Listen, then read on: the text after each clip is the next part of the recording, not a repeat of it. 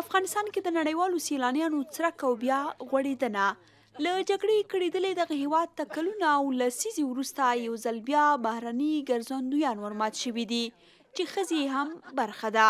که څه هم په دغه هېواد کې میشتې ښځې له دې محرومې دي چې له محرم پرته سیل او سیاحت ته ولاړې شي، خو بهرنۍ ګرځندویانې بیا دا کار کولی شي. په یاد هېواد کې د سیلانیتوب له غوړېدلو سره سم یو نوی نوښت د خلکو د پام وړ ګرځېدلی دی چې یو شمېر افغان ښځینه بهرنیو ښځینه ګرځندویانو ته لارښوونه کوي چې یوه یې هم 24 کلنه سمیه منیري ده. منیري د یو اف کوچ سرفنګ له لارې له بهرنیانو سره مخ شوه.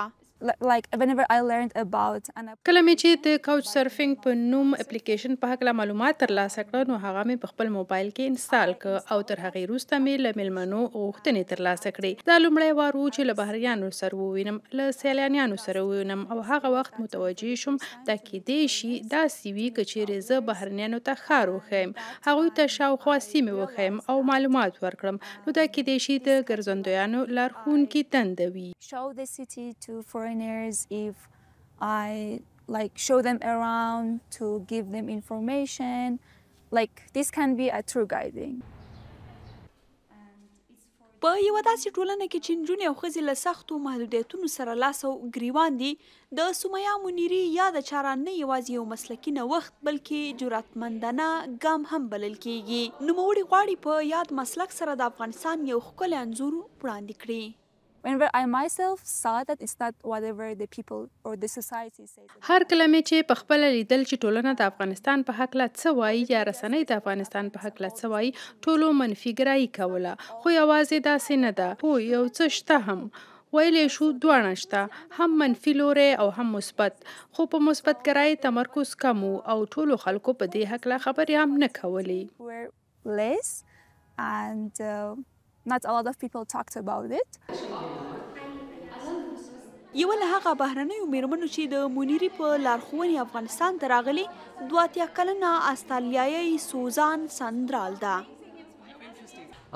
ما له 1980 کلونو راهیسې غوښتل افغانستان ته راشم. هغه وخت چې نور ټول ورته راتلل، خو زه مې له ماشومانو سره ډیره بوخته وم. بالاخره مې دا فرصت پیدا کړ چې دلته راشم.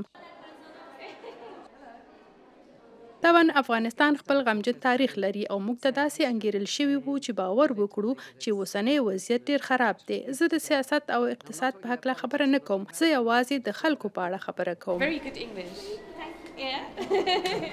د کوریوټورز نومي نړیوال شرکت مشره زوی سټیفنز وایي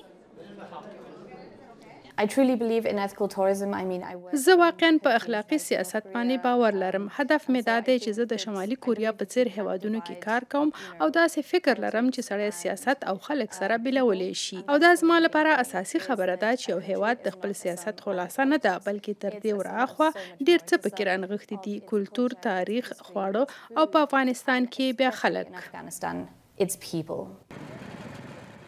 د طالبانو حکومت چې په یاد هېواد کې د ښځو پر زده کړو او نورو ټولنیزو ازادیو ګڼ بندیزونه لګولي دي، په افغانستان کې د سیلانیتوب ودې ته د اقتصادي فرصت په سترګه ګوري.